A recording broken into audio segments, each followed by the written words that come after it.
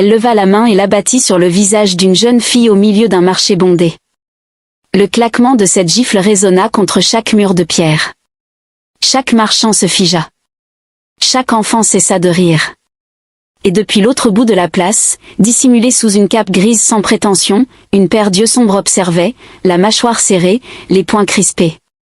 Car cette jeune fille, celle qui se tenait maintenant silencieuse avec une marque rouge s'étalant sur sa joue, les yeux baissés, sans pleurer, jamais elle ne pleurait, lui appartenait.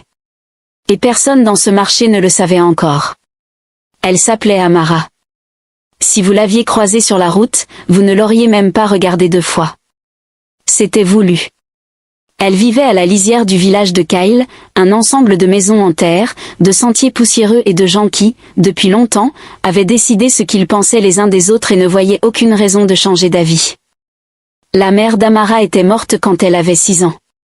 Son père, un tisserand autrefois respecté, l'avait suivi 3 ans plus tard, laissant Amara aux soins d'une tante qui lui reprochait chaque repas qu'elle lui donnait et le lui rappelait quotidiennement. À 19 ans, Amara avait appris 3 choses avec une certitude absolue. Premièrement, elle n'était pas belle. Pas selon les critères du village. Sa peau était trop foncée, son nez trop large, ses cheveux trop sauvages. Elle l'avait entendu assez souvent pour ne plus discuter. Deuxièmement, elle était invisible. Et elle avait découvert que l'invisibilité était en réalité utile. Cela signifiait qu'elle pouvait se déplacer dans le monde sans être importunée. Elle pouvait écouter. Elle pouvait observer. Elle pouvait apprendre. Troisièmement. Et celle-ci, elle l'avait enfouie si profondément qu'elle-même l'oubliait parfois. Elle avait été promise à quelqu'un, bien avant qu'elle ne comprenne ce que signifiaient les promesses. Son père le lui avait dit la veille de sa mort, sa voix à peine audible, « Amara, il y a un contrat scellé à l'ancienne manière. Quand le moment viendra, ils te trouveront. N'aie pas peur. » Elle avait 9 ans. Elle n'avait pas compris alors. Elle n'était pas sûre de comprendre maintenant, mais elle gardait le petit seau courbé qu'il lui avait mis dans la paume cette nuit-là. Elle le portait en pendentif sous sa robe, contre sa peau, toujours. Le village ne connaissait pas l'existence du seau. Le village ne connaissait pas le contrat. Le village ne connaissait que ce qu'il voyait. Et ce qu'il voyait, c'était une jeune fille sans éclat, aux mains rugueuses et aux vêtements rapiécés, qui vendait des herbes de rivière au marché chaque jeudi et baissait les yeux quand les familles riches passaient, surtout quand Lady Sefa passait. Lady Sefa était tout ce qu'Amara n'était pas, du moins selon le village. Elle était la fille du gouverneur régional. Elle portait de la soie de 3 couleurs différentes. Ses cheveux étaient toujours coiffés. Elle avait un rire qui emplissait les pièces et une cruauté qu'elle avait appris à déguiser en humour. Depuis plusieurs mois, elle avait aussi décidé qu'Amara était sa cible préférée.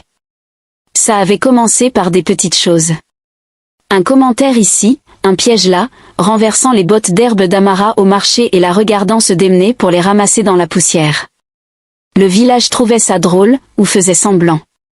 Personne ne voulait être celui qui défendait une inconnue contre la fille du gouverneur. Et Amara, fidèle à tout ce qu'elle avait appris, ne disait rien. Elle baissait les yeux, reconstituait son petit tas d'herbe, rentrait chez elle. Mais ce jeudi-là, tout changea. La matinée avait pourtant bien commencé. Amara avait vendu plus que d'habitude.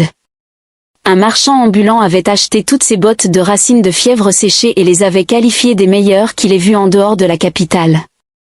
Elle avait souri, sincèrement, ce qui était rare, et rangeait son panier vide quand une ombre s'était étendue sur son étal. Sefa arriva comme une tempête. On sentait le changement dans l'atmosphère avant même qu'elle n'apparaisse. Aujourd'hui, elle était accompagnée de 3 amies. Elles étaient toujours plus vicieuses quand il y avait du public. « Oh, Safa » dit l'une d'elles en regardant l'étal vide d'Amara avec une surprise exagérée. « Quelqu'un a vraiment acheté tes mauvaises herbes aujourd'hui ? C'est mignon. Même la charité commence quelque part, je suppose. » Rire des amis. Amara ramassa son panier, ne dit rien. Mais alors Sefa se pencha, et sa voix baissa suffisamment pour qu'Amara seule puisse l'entendre. Elle dit quelque chose qui franchit une ligne qui n'avait jamais été franchie auparavant. Elle prononça le nom de la mère d'Amara et en rit. Quelque chose se brisa dans la poitrine d'Amara. Pas de la rage, pas du chagrin, quelque chose de plus ancien et de plus silencieux que les deux. Pour la première fois, peut-être depuis des années, elle leva les yeux. Elle regarda directement Sefa. Et Sefa, peu habituée à être regardée ainsi par quelqu'un qu'elle considérait comme inférieur, sentit quelque chose vaciller dans sa poitrine, quelque chose qu'elle n'admettrait jamais être de la peur. Alors elle le cacha de la seule manière qu'elle connaissait. Sa main se leva et s'abattit. La gifle retentit comme un coup de tonnerre. Amara resta parfaitement immobile. Le marché se figea. Une fine ligne de sang à la commissure de ses lèvres. L'empreinte rouge des doigts sur sa joue. Ses yeux toujours ouverts, toujours stables, toujours fixés sur Sefa avec ce calme insupportable. Sans pleurer. Jamais elle ne pleurait. Et depuis le bord du marché, à moitié caché par l'ombre d'une bâche verte de marchand, un homme en cape grise fit un pas en avant, puis s'arrêta. Pas encore. Ses mains tremblaient. Il s'appelait Prince Kyle Durand. Oui, le village portait le nom de sa famille. Son arrière-arrière-grand-père l'avait fondé comme une halte. Son grand-père avait construit la route. Son père régnait sur un royaume qui s'étendait sur 3 provinces et était actuellement déchiré par une crise de succession, car le roi avait 3 fils et un seul trône, et avait refusé, pour des raisons politiques, de désigner un héritier. Kyle était le 2e fils, le discret, celui que la cour sous-estimait. Il voyageait en secret depuis 6 semaines, non pas en fuyant, mais en cherchant. Car 3 mois plus tôt, l'archiviste en chef de son père avait exhumé quelque chose d'enseveli dans les plus anciens coffres du palais, un contrat de mariage rédigé 40 ans plus tôt entre le roi d'Oran et un homme nommé Eban, du village de Kyle, un tisserand d'un talent inhabituel qui avait autrefois sauvé la vie du roi sur une route oubliée. Le contrat était scellé à la cire royale, signé dans le sang. À l'ancienne manière. La manière engageante. Il promettait que la fille aînée de la lignée d'Eban serait donnée en mariage au 2e fils du roi. Au début, Kyle avait été furieux. Promis comme une parcelle de terre, comme une clause de traité à une fille qu'il n'avait jamais rencontrée, dans un village dont il avait à peine entendu parler. Il avait fait irruption dans sa chambre et exigé qu'il soit annulé. Son père l'avait regardé avec ses vieux yeux fatigués et avait dit « Relis le sceau, Kyle. Ce n'est pas à moi de le dissoudre. » Il a été conclu entre 2 hommes qui n'avaient plus rien à s'offrir mutuellement, sauf leurs paroles. Si tu le brises, tu brises la parole de ce trône. Et ce trône n'a plus beaucoup de choses intactes. Kyle avait relu le sceau. Il était parti le lendemain matin. Il s'était dit qu'il venait évaluer la situation, trouver la jeune fille, déterminer si le contrat pouvait être discrètement annulé, laisser une somme d'argent généreuse et retourner à ses vrais problèmes. Il ne s'attendait pas à Amara. Il était arrivé au village de Kyle 9 jours plus tôt. Il l'avait observée au marché. Cette jeune fille calme et discrète qui se déplaçait dans le monde comme si elle essayait d'occuper le moins d'espace possible. Qui connaissait chaque herbe par son nom latin, son nom commun et les anciens noms que même les médecins itinérants avaient oubliés. Qui glissait des bottes supplémentaires aux vieilles femmes à court de pièces et faisait semblant de ne pas remarquer quand elles essayaient de la remercier. Il l'avait suivie jusqu'à la rivière une fois, restant assez loin pour rester invisible. Elle s'était assise sur un rocher, avait enlevé ses chaussures, laissé traîner ses pieds dans l'eau et parlait doucement au courant, non pas en priant, mais comme si la rivière était une vieille amie à qui elle rendait visite. Il était resté dans les arbres plus longtemps qu'il n'aurait dû. Il s'était dit qu'il évaluait encore la situation. Il se mentait à lui-même. Et puis aujourd'hui, la gifle, le sang à la commissure de ses lèvres, et ses yeux qui ne reculaient pas, ne suppliaient pas, ne cédaient pas.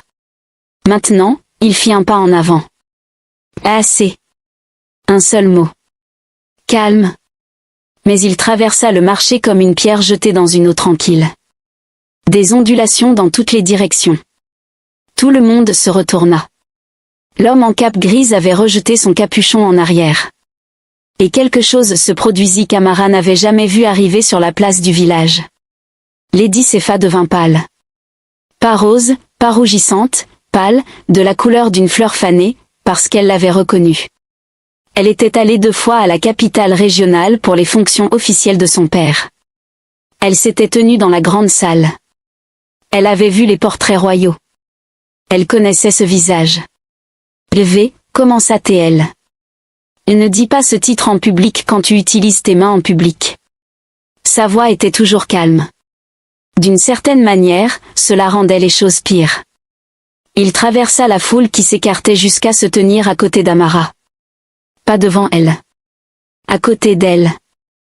Il la regarda, vraiment, de la manière dont il l'avait observée de loin pendant 9 jours, sauf qu'il n'y avait plus de distance, et quelque chose passa entre eux, quelque chose qu'aucun des deux ne pouvait encore nommer.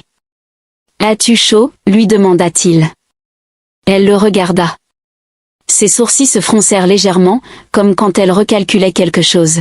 « Je ne vous connais pas. »« Non, » admit-il. « Mais je te connais. Et nous avons des choses à discuter, si tu es d'accord. » Il plongea la main dans sa cape et lui tendit quelque chose de petit. Un sceau gravé, identique à celui qu'elle portait contre sa peau. L'air quitta ses poumons. Une note tenue, haute et claire. Sa main se porta instinctivement à sa poitrine, vers la corde sous sa robe. « Mon père me l'a donné, » murmura-t-elle. « Et le mien m'a donné celui-ci, » dit-il. Ils ont fait une promesse il y a longtemps, Amara. J'ai passé des semaines à décider si je devais l'honorer. Il marqua une pause.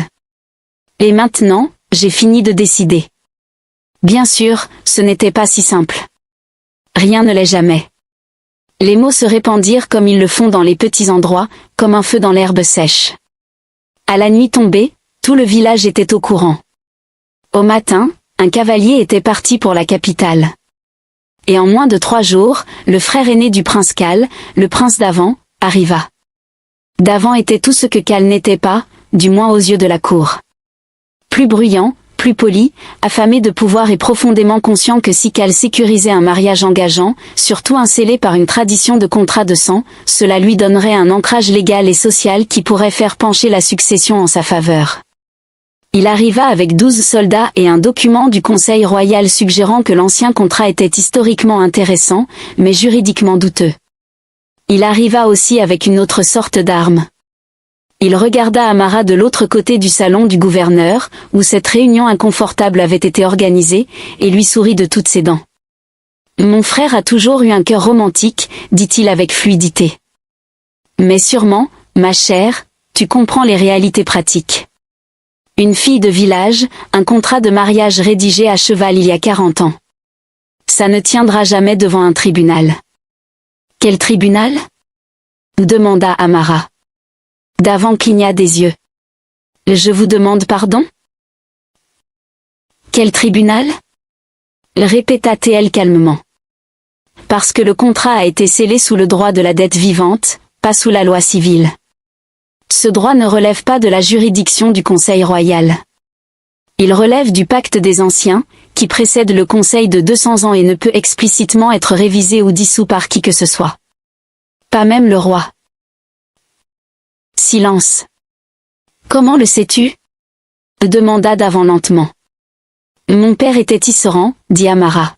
« Mais avant cela, il était érudit. Il m'a laissé ses livres. J'ai eu beaucoup d'années tranquilles pour les lire. » Depuis le coin de la pièce, Kyle l'observait, et la voilà à nouveau, cette chose qu'il ne pouvait pas encore nommer, qui grandissait plus fort. Cette nuit-là, il la retrouva à la rivière. Elle était assise sur son rocher, les pieds dans l'eau. Mais ce soir, elle ne parlait pas au courant. Elle attendait. Il s'assit à côté d'elle. Pas à la distance d'un prince, pas à une distance formelle, juste à côté d'elle. Pendant un moment, aucun des deux ne dit rien. Puis, tu n'es pas obligé de faire ça. Le contrat engage ton honneur, pas ton cœur. Ce sont des choses différentes. Il réfléchit. Et si elle n'était pas différente ? Et si, pour une fois, je les laissais être la même chose ? Elle le regarda. Tu ne me connais pas. Je t'observe depuis 9 jours. Ce n'est pas la même chose que te connaître. Non, admit-il. Mais c'est un début. Et je pense. Il s'arrêta, essaya à nouveau. Je pense que tu as passé beaucoup de temps à être ignoré par des gens qui ne méritaient pas de te voir. Je pense que tu t'es faite petite pour survivre, et je pense que tu es l'une des personnes les moins petites que j'ai jamais rencontrées. Quelque chose traversa son visage, quelque chose qu'elle essaya rapidement de cacher. Il le remarqua. Le contrat nous donne un cadre, dit-il doucement. Ce que nous construirons à l'intérieur, ce sera à nous. Ça pourrait être n'importe quoi, ou rien, mais j'aimerais avoir la chance de découvrir si tu le veux. Elle resta silencieuse un long moment. Puis elle souleva le cordon autour de son cou et tendit le seau dans sa paume entre eux. Il sortit le sien aussi. Deux moitiés d'une même promesse, faite par deux hommes sur une route oubliée, il y a bien longtemps. Elle referma ses doigts autour des deux. Ne me fais pas regretter ça. Je passerai le temps qu'il faudra à m'assurer que tu ne le regrettes pas. Lady Sefa fut destituée de sa position sociale 6 semaines plus tard, non par décret royal, mais par le retrait silencieux de chaque personne du village qui avait assisté à sa cruauté et était restée silencieuse trop longtemps. Certains silences, il s'avère, ont une date de péremption. La contestation juridique du prince d'Avan fut rejetée en 12 minutes par le tribunal du pacte des anciens. Il quitta le village sans dire au revoir à son frère. Le roi, quand il entendit toute l'histoire, ne dit rien pendant longtemps. Puis il dit, « Ton grand-père l'aurait aimé. » Et pour la première fois depuis longtemps, Kyle sourit à son père. Quant à Amara, elle ne se fit plus jamais petite. Pas à cause d'un titre, d'un palais ou de la protection d'un prince, mais parce qu'elle avait enfin compris ce que son père avait essayé de lui dire cette dernière nuit. La promesse n'avait jamais été une transaction. C'était un homme qui savait que sa fille était extraordinaire et voulait s'assurer que le monde finirait par être d'accord. Elle porta les 2 seaux à partir de ce soir-là. Un pour son père. Un pour ce qui viendrait ensuite. Si vous êtes arrivé jusqu'à la fin de cette histoire, tout d'abord, merci. Vous savez déjà que c'est le genre de contenu dans lequel nous mettons tout notre cœur. Si cette histoire vous a touché, l'idée que être ignoré n'est pas la même chose qu'être indigne, partagez-la avec quelqu'un qui a besoin de l'entendre aujourd'hui.